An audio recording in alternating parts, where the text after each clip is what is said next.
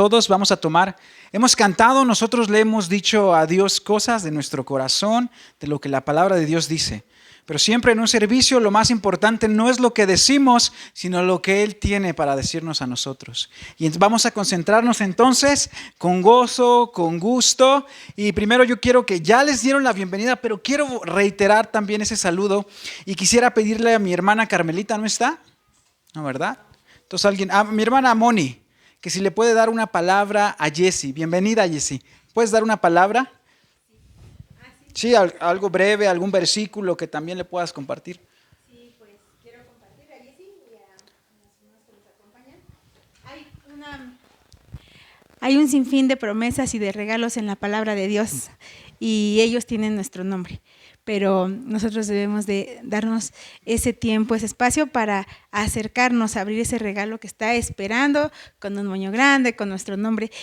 Y la promesa principal que tenemos para tu vida, Jessie, para las hermanitas que nos acompañan, es la vida eterna y la guía del Señor para darnos sabiduría en un camino que en esta vida pues tiene tropiezos, que tiene dificultades, que tiene alegrías. El Señor tiene para ti muchas promesas esperando para tu vida. Te damos la bienvenida y estamos aquí para lo que necesites. Bienvenida. ¿Alguien más nos visita por primera vez que nunca haya estado en un lugar como este? Todos ya han estado en una iglesia, todos ya han estado en una reunión. Pero bueno, yo quisiera también darle la bienvenida a Moisés. Él ya se presentó, pero aunque quizás él no lo sabía, por su culpa de él, yo empecé a tocar la batería. Él fue mi maestro de batería. Él fue mi maestro y yo doy gracias a Dios por su vida porque no sabíamos hasta dónde podíamos seguir, hasta dónde Dios iba a hacer la obra. Y le doy gracias a Dios por su vida, por lo que Él sembró conmigo, por el tiempo que invirtió, por todo eso. Gracias, que Dios te bendiga a ti y a toda tu familia y bienvenidos. Por otra parte, vamos a abrir nuestras Biblias, hermanos. Vamos a abrirlas ahí en el libro de los Filipenses.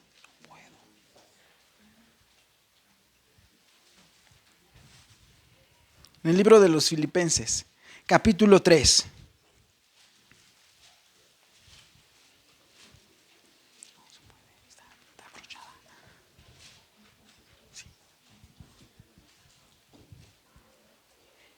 Y ahí ya que lo tengan, vamos a leer ahorita del 1 al 14. Pero les voy a pedir, por favor, mis hermanos, que vamos a cerrar los ojos y voy a orar para que Dios ponga este momento su Espíritu Santo y nos permita avanzar. Señor, te doy gracias en esta tarde. Estoy contento, estoy feliz, Señor, por la bendición que tú nos das, por tu gran misericordia, por tu gran bondad. Agradezco, Señor, el favor, tu fidelidad mostrada a lo largo de estos 16 años, no solamente como iglesia, sino como de persona a persona, de hijo tuyo a hijo tuyo, Señor. Gracias. Yo sé que no es casualidad de los que están en este momento aquí, sino que más allá de la decisión que ellos tomaron, tú tienes un propósito especial para sus vidas. Más allá de esa decisión consciente que ellos eligieron hoy estar aquí, aceptar la invitación, está tu mano, Señor. Y yo te pido para que esta palabra sea de ánimo, de refresco y se puedan ver resultados, mi Padre eterno, en las vidas de mis hermanos, en mi propia vida. Que seamos animados, edificados y exhortados. Gracias, Dios eterno. Gracias, Príncipe de paz. Todo esto te lo pido y que al salir de aquí podamos decir, como dice tu palabra en el Salmo 119, 105, lámpara es a mis pies tu palabra y lumbrera a mi camino. En el nombre de Jesús, amén. Y por reverencia a la palabra, ahora sí nos ponemos de pie. Y vamos a leer juntos el libro de Filipenses, capítulo 3. Del verso 1 al 14. Vamos a hacerlo alternadamente.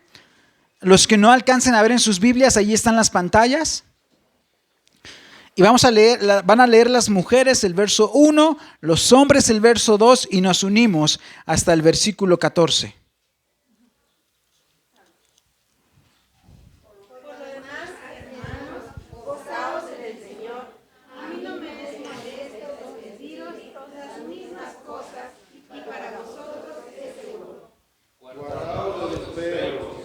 guardaos de los malos obreros, guardaos de los mutiladores del cuerpo.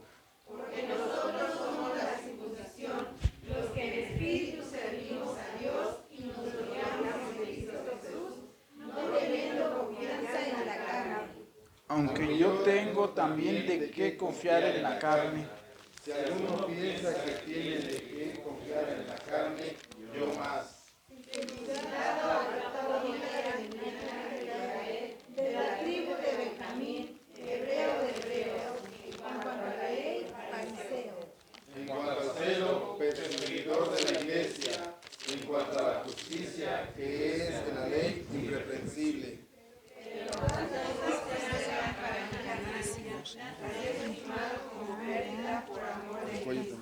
Y ciertamente, aún estimo todas las cosas como pérdida por la excelencia del conocimiento de Cristo Jesús, mi Señor, por amor del cual lo he perdido todo Y lo tengo por basura para ganar a Cristo.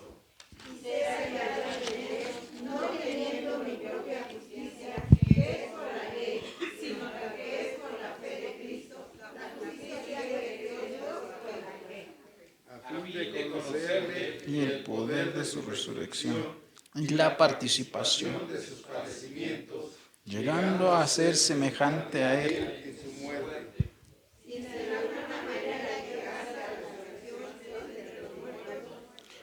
no que lo haya alcanzado ya, ni que ya perfecto, sino que prosigo por ver si logro así aquello para lo cual fui también asido por Cristo Jesús. Ma-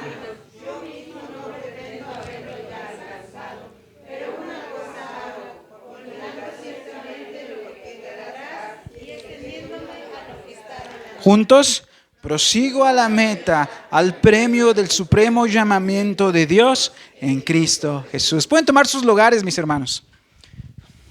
Me dirijo sobre todo a Jessica porque quizás te sientas un poquito extraña en el sentido del lenguaje que usamos, ¿no? Todos creo que entendemos gracia, misericordia y esas palabras que son tan afines a nosotros. Pero no te preocupes, con el tiempo vas a ir entendiendo qué es lo que nosotros vamos refiriéndonos cuando hablamos de estas palabras. Y me da mucho gusto, hermanos, verlos, porque hoy nadie está triste.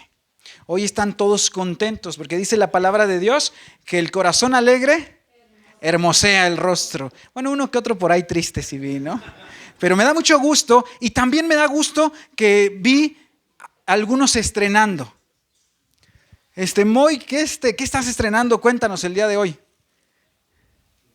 ¿No?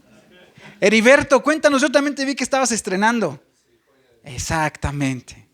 ¿No? Todos estamos estrenando algo. ¿Y qué estrenamos, hermanos? Hoy estamos estrenando una misericordia de Dios.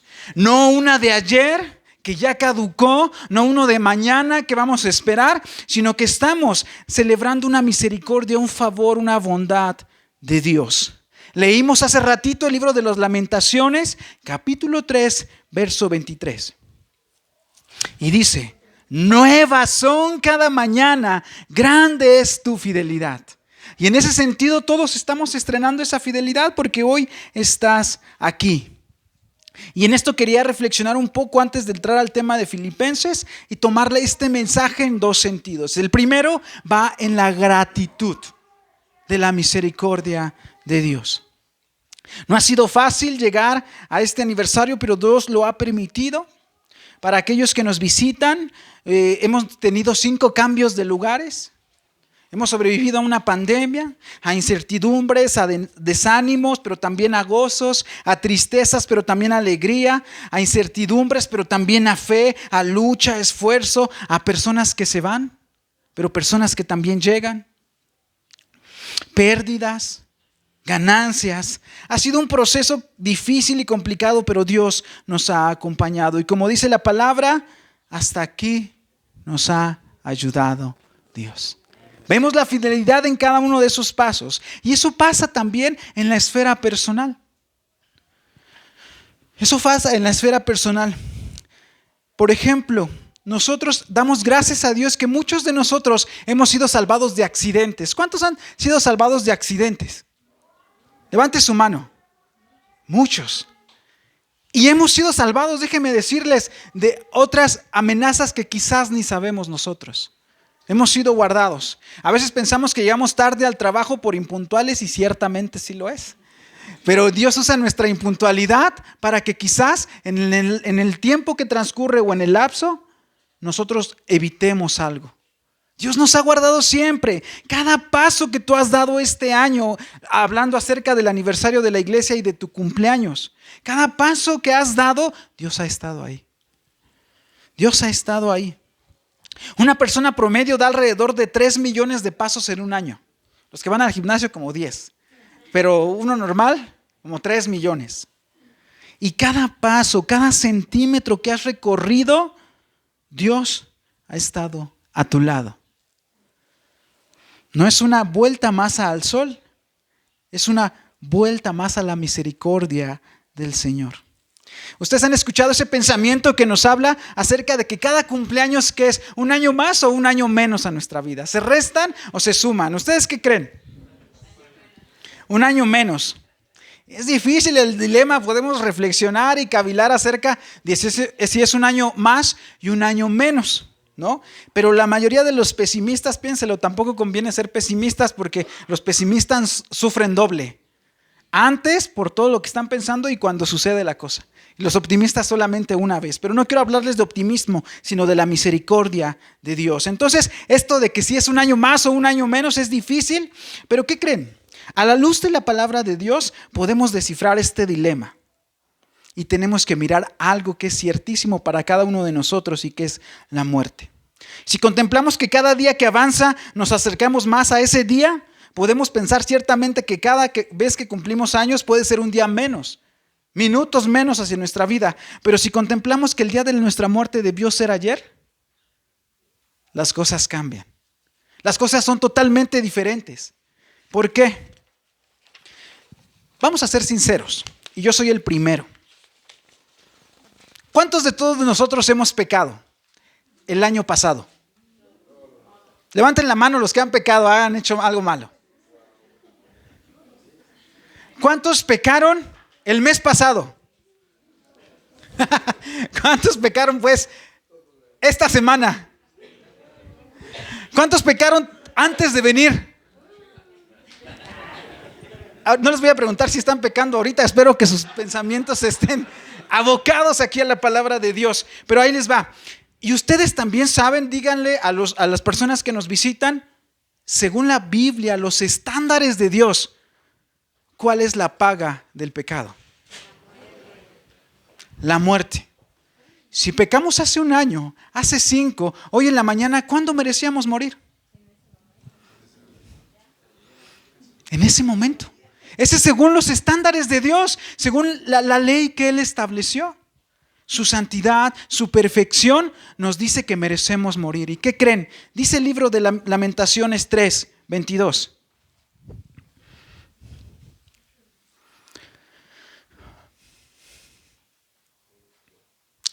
Por la misericordia del Señor no hemos sido consumidos, porque nunca decayeron sus misericordias.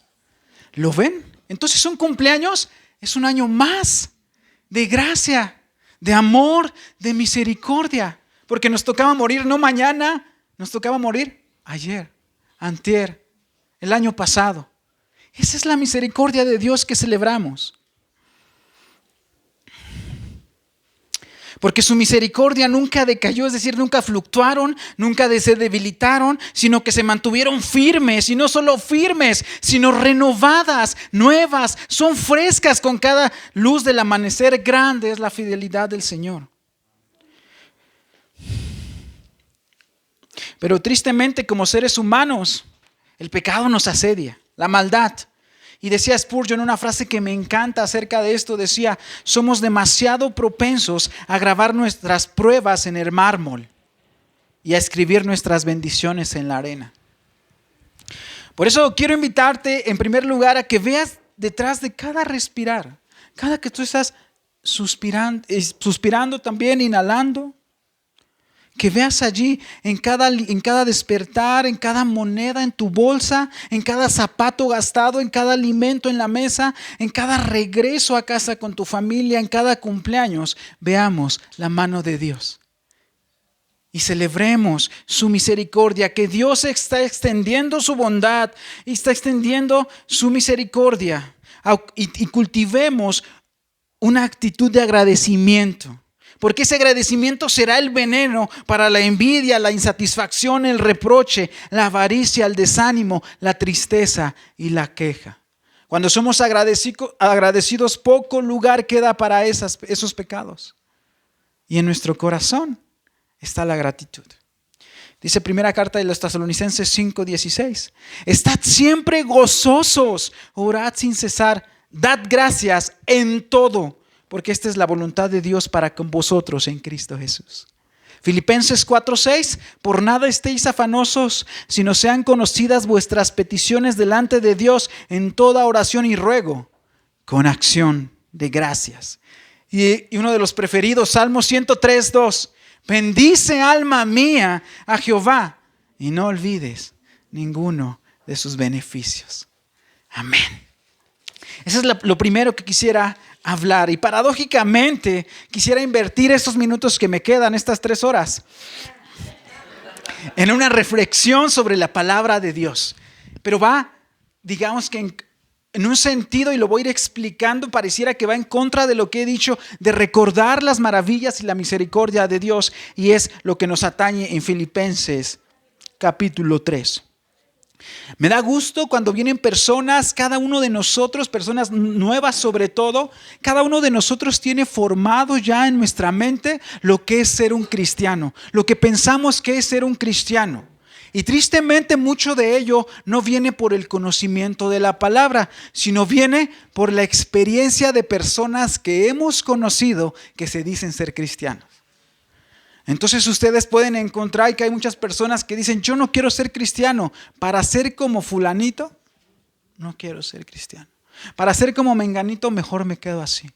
Y muchas veces nos formamos ese pensamiento. Pero qué bueno que están aquí hoy, porque yo lo que quiero que vean es qué nos demanda la palabra de Dios. ¿Qué es lo que dice o cómo un cristiano debería comportarse? Allá afuera ya si lo aplicamos o no es otra cosa, pero ustedes se van a dar cuenta que lo que enseñamos aquí o lo que dice la palabra de Dios no es una invitación para vivir como queramos, sino es una invitación para vivir vidas plenas, vidas diferentes, abundantes. Quiero motivarlos, exhortarlos a todos a que vivamos esa vida plena, abundante, como dice la palabra de Dios, con sentido, con brillo, con cosas que alcanzar y metas que cumplir. La vida cristiana no concluye cuando conocemos a Dios, cuando haces una oración y dices, sí acepto. Y venimos y ocupamos la silla de una iglesia. Y eso a veces, porque no siempre. Sino que hay mucho más allá de eso y a dónde podemos caminar y correr y extendernos, impulsarnos hacia allá. Y es lo que quiero compartirles en este aniversario. Es una fecha quizás para nosotros significativa que puede ser el inicio de algo nuevo. Porque tristemente ustedes han conocido a muchos cristianos que parece que lo peor que les ha pasado es conocer de Dios. Ustedes los han visto tristes, apagados, con caras largas, sin gozo, sin fruto, enojados, resentidos con la vida, amargados, esperando a que llegue ya casi su muerte, ¿no? Pero eso no es lo que Dios espera de cada uno de los que están aquí. No es lo que Dios ha planeado, ni lo que ha diseñado para cada persona que lo conoce, sino por el contrario. Somos llamados a vivir una vida plena, abundante, llena de vida, satisfecha, que desborda gozo, fe, esperanza, que irradia la luz de Jesús. Y estas condiciones y actitudes las vamos a ir viendo a lo largo de esta reflexión. Y para eso vamos a retomar ahora sí nuestro texto de Filipenses capítulo 3. En esta carta aquí escribe, si han escuchado al apóstol Pablo, a San Pablo, va a escribir aquí. Esta carta es conocida como la carta del ¿qué se acuerdan? La predicó el pastor acá. Filipenses, la carta del gozo. porque se menciona, hasta el pastor nos hablaba del gozómetro, ¿se acuerdan? ¿No? Nos hablaba del gozo. Esta carta entonces nos habla de la alegría. Pero ¿qué creen? Que paradójicamente esta carta fue escrita no en Cancún, no en Acapulco, no en un viaje, no en un hotel 5 estrellas, en una cárcel. ¿Cómo puedes hablar de gozo cuando estás encerrado ahí en una mazmorra? Es impresionante la obra de Dios y vemos la vida encendida de Pablo en una cárcel. Y esa es a la vida que hemos sido llamados cada uno de nosotros, a esa vida. Y entonces el apóstol Pablo, eso es lo que quiero exhortarle, inspirado por Dios, nos va a enseñar estas cosas. Ahorita vamos a retomar el texto, pero nos va a enseñar que las cosas materiales, que nuestras credenciales, nuestros logros, nuestros linajes o los rituales muy poco sirven o de nada para conocer a Dios. También nos va a enseñar una cosa que quizás a veces con el paso del tiempo olvidamos, que los cristianos tienen metas, tienen anhelos o deberían tenerlos. También nos va a enseñar que esos propósitos espirituales los enumera por lo menos en 5 metas aquí, que es ganar a Cristo, conocer a Cristo más profundamente, vivir en justicia por la fe, participar por el poder de su resurrección y compartir sus padecimientos. También nos va a enseñar otra cosa que es verdad, y es que hay una imperfección en los cristianos. Que no somos seres, aunque somos transformados, no somos seres que ya no pequemos y que tengamos nuestra aureola. No, somos imperfectos. Y nos va a enseñar también cómo olvidar el pasado y cómo extendernos hacia el futuro. Aquí el apóstol Pablo, voy a darles un contexto rápido. El apóstol Pablo está ahí predicando en la iglesia y se acercan unos maestros de por allí y le dicen, es que para ganar la salvación a Dios tú tienes que hacer algo. Y quizás te lo han dicho. Para acercarte a Dios, para que Él te escuche, tú tienes que caminar de rodillas a cierto lugar. Tú tienes que traer un amuleto. Tú tienes que cumplir ciertos rituales. Pero eso no es cierto. Entonces esos maestros estaban ahí con el apóstol Pablo y le decían, es que tú tienes que cumplir la ley, tú tienes que hacer esto. Y él les va a contestar, no es cierto. Lo único que necesitas y lo que necesitó Pablo, ¿qué era? La fe en Cristo. Eso les va a decir, y este es el contexto. Él los está debatiendo. Las cosas materiales, nuestras credenciales no sirven. Dice el verso 4, les leo. Se los voy a leer en una versión de la Biblia que se llama Nueva Traducción Viviente y dice así. Aunque yo mismo tengo motivos para confiar en mis propios esfuerzos, si alguien cree que tiene motivos para confiar en sus esfuerzos humanos, yo tengo más. Me circuncidaron al octavo día. Pertenezco al pueblo de Israel y a la tribu de Benjamín. Soy hebreo entre los hebreos. En cuanto al cumplimiento de la ley, fui fariseo. En cuanto al celo por cumplir la ley, fui perseguidor de la iglesia. En cuanto a la justicia que la ley exige, fui intachable. Leí del 4 al 6. Díganme, ¿cuántos de nosotros podemos competir contra Pablo en eso? ¿Cuántos le ganamos? Ninguno de nosotros. Baje la mano, pastor, usted ya la había levantado. ¿No? Nadie puede competir contra esas credenciales. Él dice, intachable. Él era intachable cumpliendo todo, y no solo todo, sino que su ascendencia era directamente el linaje escogido, era del pueblo de Israel. O sea, nadie puede competir contra eso. Yo creo que nadie de nosotros posee un currículo más extenso que él. Pero él sabía que eso no era lo que agradaba a Dios, sino que él se gloriaba, se alababa en otras cosas, que era la fe en Jesús. Una de las cosas que nos va a enseñar, y como repetía los puntos, es que él nos enseña que los cristianos deben tener metas. Aunque esas cosas no valen los títulos, la ascendencia, las ceremonias, como cristianos estamos llamados a hacer obras buenas. Estamos llamados a caminar una vida plena, a tener propósitos, y nos va a dar, como les dije, nos va a dar 5 metas espirituales del verso 7 al 11. Lo voy a leer. Pero cuantas cosas eran para mi ganancia, las he estimado como pérdida por amor de Cristo. Y ciertamente aún estimo todas las cosas como pérdida. Aquí va la primera meta, que si eres cristiano para este año, podamos cumplirla. Y dice, por la excelencia del conocimiento de Cristo Jesús, mi Señor, por el amor del cual lo he perdido todo y lo tengo todo por basura. La otra meta, para ganar a Cristo y ser hallado en Él, no teniendo mi propia justicia que es por la ley, sino la que es por la fe de Cristo y la participación de sus padecimientos. Y la otra meta, ¿cuál es? Llegando a ser semejantes a Él en su mente.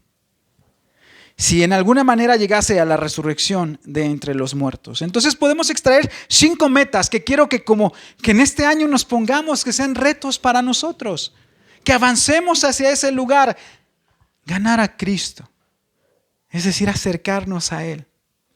Conocerlo profundamente. Vivir la justicia por la fe.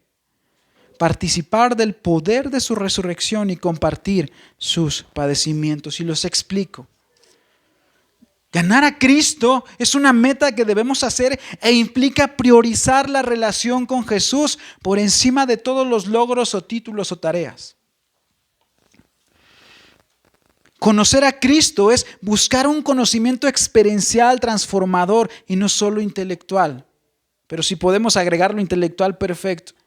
Vivir la justicia por la fe es renunciar a la confianza de lo que tengo, de lo que soy, de mis obras y depender de lo que Dios ha hecho. Participar del poder de la resurrección es vivir en la esperanza de que un día vendrá.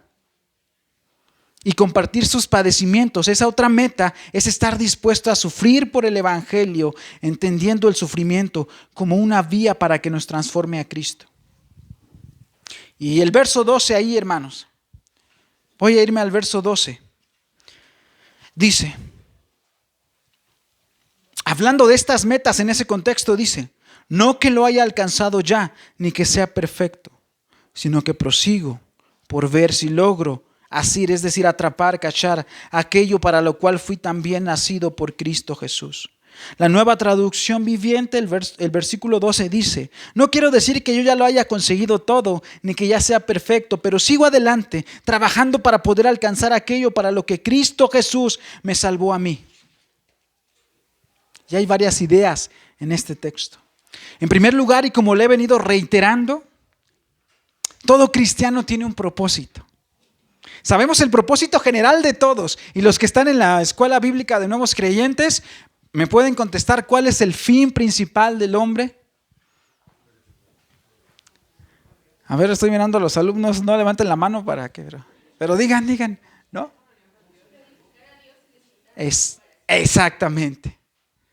Glorificar a Dios y disfrutar de Él para siempre. Ese es un propósito general de todo cristiano. Pero Dios tiene propósitos para que hoy estés aquí, para que le conozcas, y es tener metas.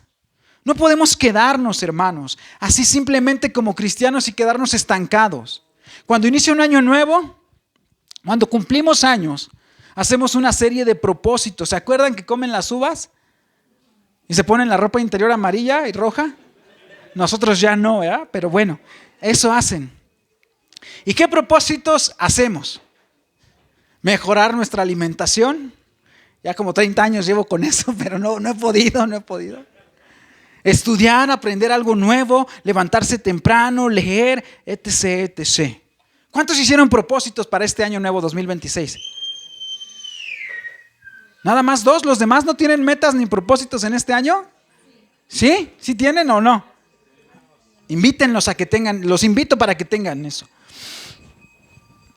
Pero ¿cuántos incluyeron un propósito espiritual? ¿Sí? Eso, ya menos, pero ya. No, ya menos, pero ¿y qué implica ese esfuerzo? Si yo quiero, por ejemplo, bajar de peso, ¿qué implica? Esfuerzo, disciplina, constancia, exactamente. Los propósitos sin eso son meramente enunciados vacíos. Y aparte, si no tenemos propósitos, caminamos sin dirección, sin la forma de llegar a algo. Y qué pena cuando les decía, hay cristianos que han llegado a Cristo, cuando conocen de Dios y se quedan así sin propósito, sin metas. Me decía un hermano, ¿qué cree que estoy bien contento? Porque yo me gustaría que lleváramos el evangelio a los hospitales. Y me da gusto ese tipo de metas, me da gusto ese tipo de retos que ellos tienen. Vamos a poner una oración y si Dios quiere iremos. Pero eso es lo que un cristiano tiene, hermanos. Y si no las tiene, no las hizo, es el momento para que hoy tenga esas metas. Es el momento para que hoy se forje propósitos en Dios. Porque les decía, qué tristeza y qué pena me causa ver las almas de aquellos que son cristianos y viven sin propósitos, sin metas, sin objetivos, sino que dejan que la corriente los lleve, los arrastre, que no ven hacia adelante, sino que ni siquiera viven, sino que sobreviven espiritualmente. Vamos a proponernos cosas, hermanos, vamos a imaginarnos y a esforzarnos por ellos. Hoy es ese día para fijar esos objetivos, llenarnos de ilusiones, pero también de disciplina y de trabajo. Otra cosa que aprendemos de este texto es que el crecimiento espiritual empieza con algo, con una insatisfacción. ¿Y cuál es la insatisfacción de Pablo y la que debe de ser de nosotros? No lo he alcanzado todavía. Esa es la insatisfacción que debe haber en nuestras vidas. Primero, dice ahí el texto 12, el versículo 12. No que lo haya alcanzado, y estamos hablando de Pablo. Y dice, no lo he alcanzado aún. Entonces, el progreso espiritual empieza con una insatisfacción espiritual, en el reconocimiento de nuestra debilidad, de nuestro estancamiento, pero no como una excusa, sino como una advertencia de nuestra fragilidad. Otro punto también es que reconoce Pablo y debemos reconocer que no somos perfectos a pesar de que tenemos una relación con Dios. Pablo reconoce que aunque él dice ser imitadores de mí, él no es el último modelo, sino el modelo es Cristo, ¿no? Pero qué osadía de Pablo, porque más adelante va a decir ahí, sed imitadores de mí. ¿Ustedes podrían decirle eso a sus vecinos? ¿A su familia? Sed imitadores de mí. Es un reto grande que necesita el poder de Dios. La perfección, hermanos, en esta vida no es un estado espiritual en el que llegamos cuando aceptamos a Cristo y somos perfectos ya. No es eso, un estado espiritual o moral, sino que la perfección es un proceso que nos va moldeando. Es una búsqueda constante. Dice la palabra, prosigo a la meta y sigo adelante. Dejo atrás todo lo que me causa el orgullo, lo que me daba seguridad y avanzo hacia la meta. Dice el verso 13 de Filipenses, hermanos, yo mismo no pretendo haberlo ya alcanzado, pero una cosa hago.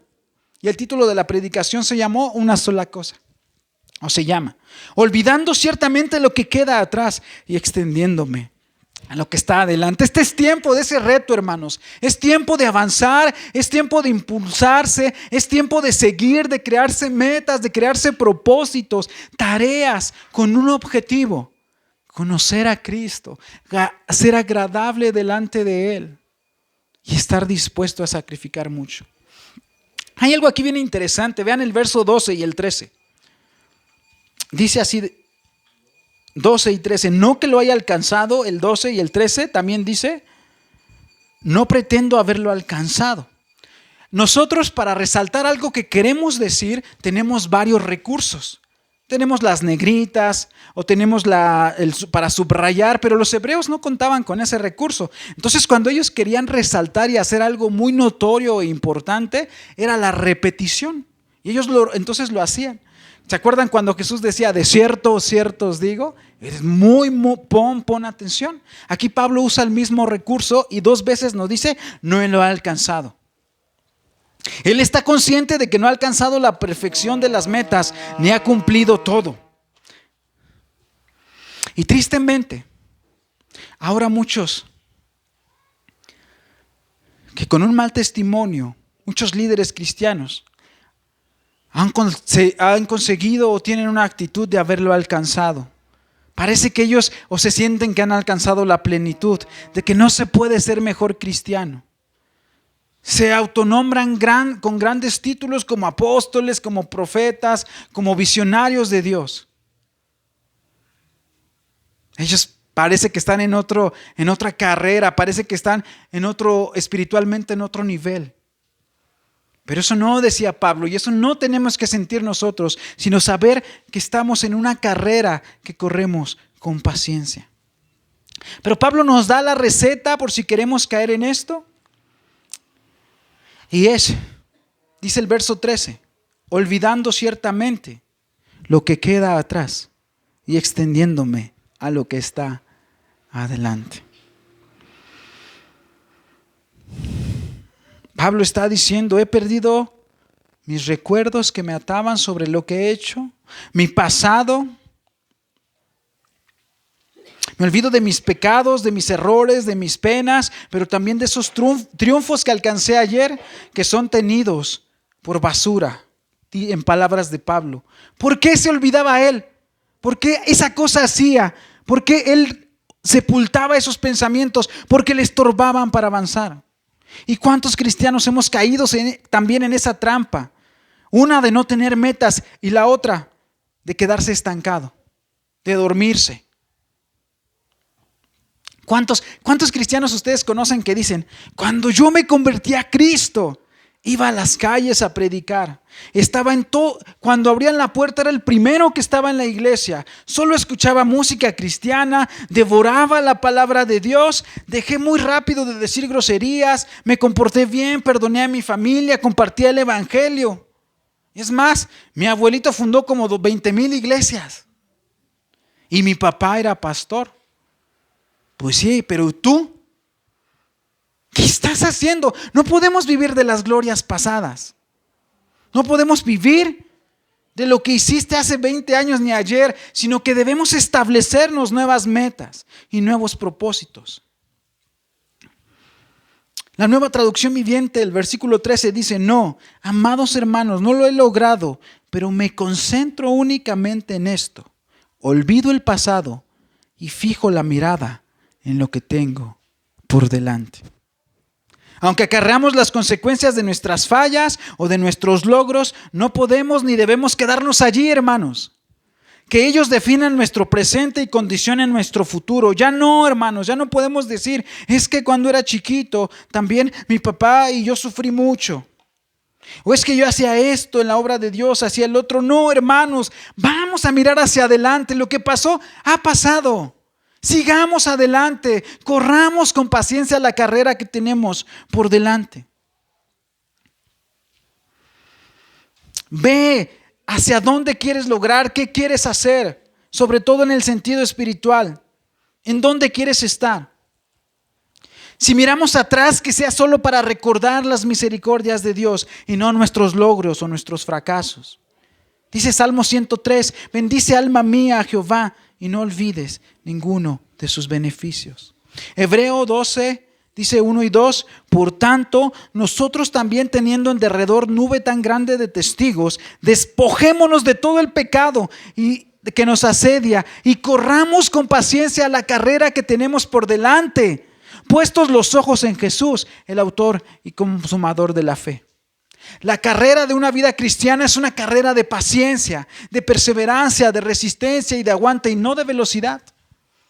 Algunos hermanos cuando se convirtieron leyeron la Biblia en una semana, porque leían y leían y después de eso no la han vuelto a leer durante 30 años.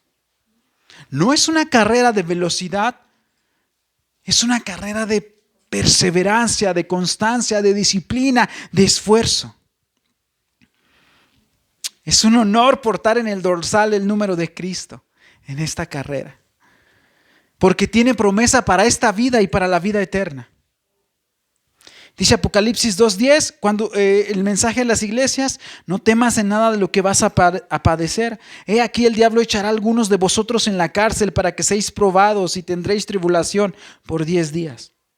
Sé fiel hasta la muerte y yo te daré la corona de la vida. Sé fiel hasta la muerte. Verso 14 de Filipenses 3:14. Prosigo a la meta, al premio del supremo llamamiento en Dios, en Cristo Jesús.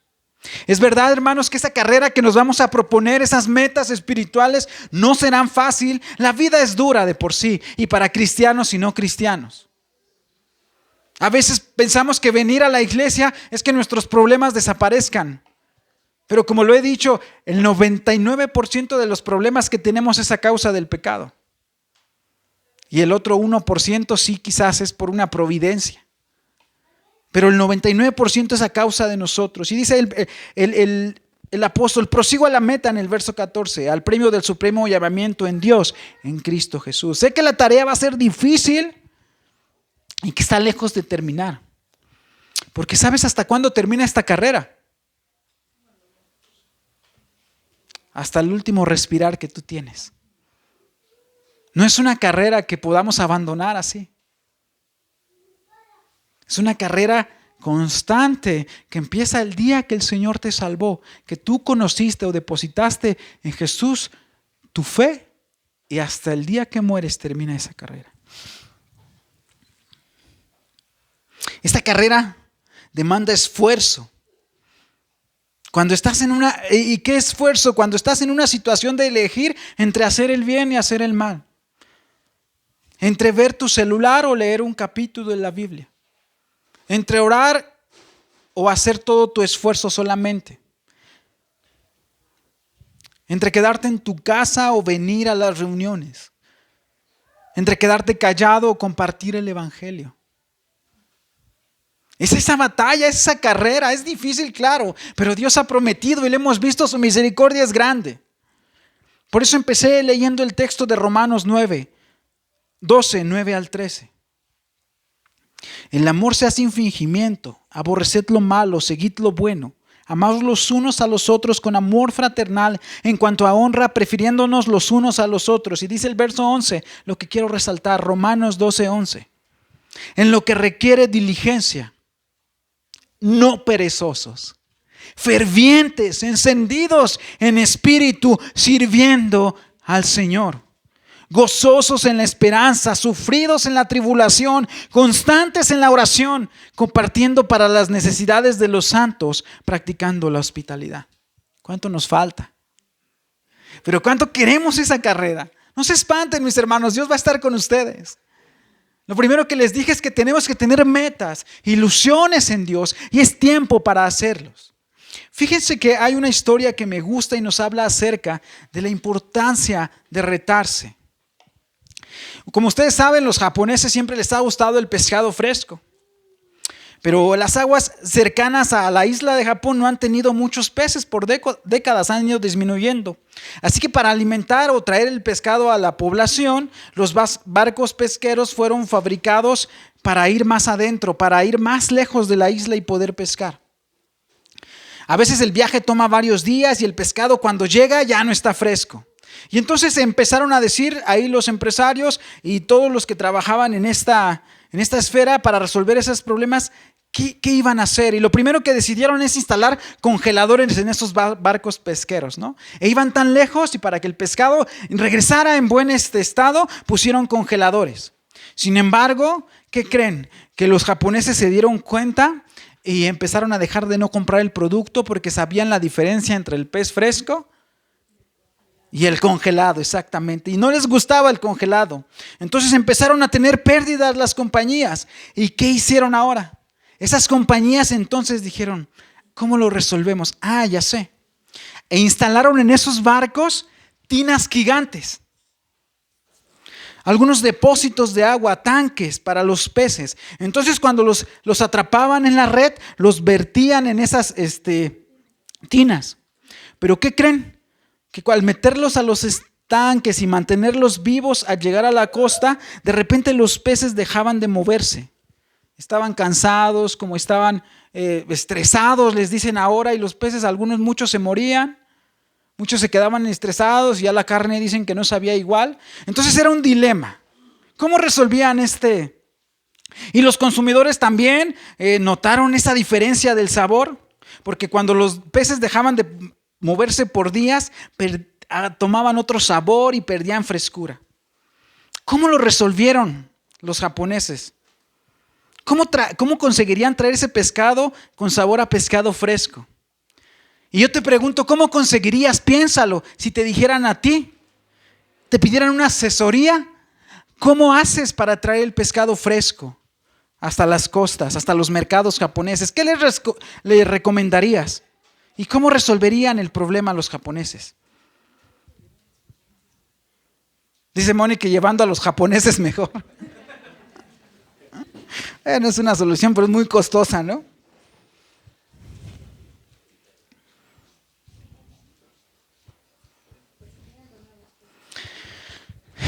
Ahí voy. Tan pronto como una persona alcanza sus metas, a veces pensamos que les digo, nuestra meta es cuando aceptamos a Cristo y ya. Pero cuando alcanzamos nuestras metas, como pagar nuestras deudas, como avanzar, como aprender más de Dios, dejamos de tener visión, de tener ilusiones, de tener objetivos. Ya no nos esforzamos tanto, así que nos relajamos. Experimentan el mismo problema que las personas que se ganan la lotería o los que heredan mucho dinero y no maduran. La solución de los pescadores japoneses fue muy sencilla e ingeniosa.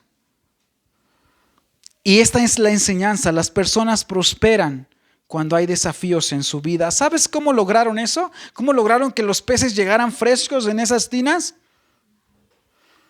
Poniendo un tiburón adentro de las peceras. Un tiburón pequeño. Porque eso hacía que los peces se movieran. Los peces no podían quedarse quietos ante la amenaza. Y esa es una analogía que podemos hacer a nuestras vidas. Cuando estamos ya en la palabra de Dios, conociendo de Cristo, no podemos quedarnos así. Tenemos como ese tiburón que tener retos que nos hagan movernos, impulsarnos delante, avanzando a lo que hay adelante. Cuando alcances tus metas, proponte otras mayores, hermanos. Nunca debes de decir hasta aquí, sino avanzar hacia adelante. Es lo que dice Pablo: prosigo a la meta, sigo adelante, avanzo, no me quedo detenido por lo que pasó, por lo que me hizo el pastor, por lo que me hizo el hermano, por lo que sufrí de chico, por lo que tengo en el pasado que me tiene atado, sino que hoy es un día para avanzar, para seguir adelante, para ser impulsado por Dios, y Dios va a estar contigo. Ponte metas, propósitos, que para esta iglesia, en el servicio que tú realizas, haya metas y propósitos. Y si no estás sirviendo, intégrate a los que están sirviendo. Hay muchas cosas por hacer. De verdad que si contáramos todas las cosas que hay, faltan manos. La obra de Dios es un trabajo incalculable. Es un trabajo que no desmaya. Muchas veces ven la iglesia que en estructura es pequeña y todo, y dicen: hermanos, se acercan algunos, ¿por qué no hacen esto? ¿Por qué no implementan esto? Y la respuesta es: porque faltan manos. Porque falta quien se disponga, quien se esfuerce. Esa es la respuesta. Muchos de los que están aquí están sirviendo. Mi hermana Carmelita no está, pero mi hermana Carmelita, por ejemplo, da clases a las mujeres, está participando en la alabanza, está con los niños, está en todos lados, va a hospitales, ¿no? Entonces, y así muchos. Cecia está con los niños, está también aquí en alabanza. Perito está también con su esposo sirviendo y también está con las mujeres. Entonces muchos de los que están sirviendo están ocupados, están saturados. Ahí hay un espacio para servir. Y si Dios puso eso en tu corazón, tú viste esa necesidad, póntelo como un propósito, como una meta. Hermanos, somos, como decía al principio, somos una comunidad que no estamos ligados por un propósito económico o político, sino por la sangre de Cristo, que es aún más precioso, es lo que nos mantiene juntos y unidos. Para terminar, solo quiero decirles, hermanos, que hay dos cosas que me mueven con fuerza cuando imagino el final de mi vida, de mi carrera. Y esas dos cosas son una palabra que deseo recibir y una confesión que anhelo pronunciar. A lo largo de mi vida he recibido noticias maravillosas, y yo creo que cada uno de ustedes, que han conmovido todo su ser. ¿Se acuerdan los que son padres cuando les dijeron sus esposas que estaban embarazadas? ¿Cómo se sintieron? esas palabras? Bueno, para algunos quizás fue un terror, ¿no? Pero si lo hicieron en tiempo y forma, fue una bendición. ¿Se acuerdan cuando los que nos casamos dijeron sí en el altar? Qué hermoso, hermosas palabras. O el primer llanto de tu bebé, ¿se acuerdan? O la primera vez que te dijo mamá. Qué hermosas palabras. O cuando hiciste tu solicitud, estudiaste, te esforzaste y te dijeron en el trabajo sí. Es hermoso. Pero sin embargo, por encima de todas estas cosas, lo que más anhelo oír es esto al final de mi carrera. Bien, buen siervo y fiel, sobre poco has sido fiel, sobre mucho te pondré. Entra en el gozo de tu Señor. Y la otra cosa que mueve mi corazón y que quiero que suceda en mi último suspiro, lo que pretendo y anhelo decir es: he peleado la buena batalla, he acabado la carrera, he guardado la fe. Por lo demás, me está guardada la corona de justicia, la cual me dará el Señor, juez justo. Que Dios les bendiga, mis hermanos.